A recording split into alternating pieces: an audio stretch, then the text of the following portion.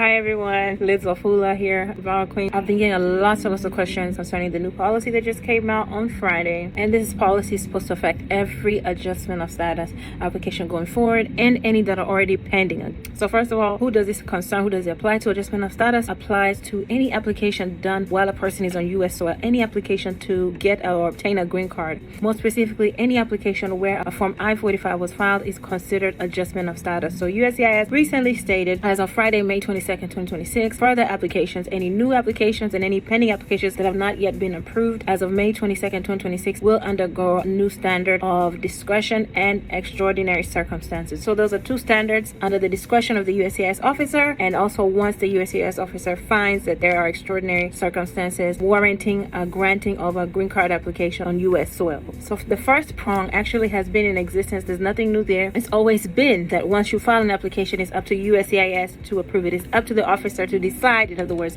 to make the final decision to approve the application. What they mean by discretion is it's up to the officer at the end to decide whether to approve the application. So that one is not new law, has always been the fact. Where people are concerned is extraordinary circumstances. So the best way I can explain that is to kind of twist it and say, here are some things that may be considered a negative factor or may disqualify a person from being found to have extraordinary circumstances. Things like working without a work permit, working under the table, in other words, things like being an overstay, and a lot of things that were normally approved previously on an adjustment of status application, they're saying now could be considered a negative factor. What all this basically means is that adjustment of status is now going to be a more difficult process, more difficult for them to approve. Not that it's going to be difficult, but just more difficult for you to get an approval of a green card application that was done on U.S. soil. And they're saying if they do not find you to have extraordinary circumstances, that they will send you to your nearest home consulate or the consulate that they feel you have access to. How this is going to play out, we honestly don't know how they're going to send all these people out who filed adjustment of status. They're going to give people some sort of stamps on their passport.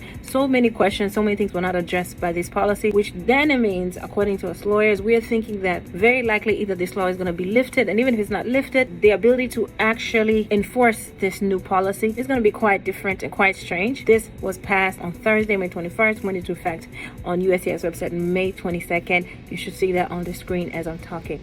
Guys, that's it for today. But in summary, we don't exactly know how this is going to go and how this is going to play out. We need to give it some time to actually see, especially us as lawyers, how is that going to actually play out. And of course, it's going to be lots and lots of litigation over this, so stay tuned. Take care. Again, this does not mean adjustment of status has ended. It does not mean your case is denied. It doesn't mean you have good chances of winning. It just means it may have become now a little more difficult to obtain a green card on U.S. soil. We'll give you further updates as we get more updates. Take care. Bye-bye.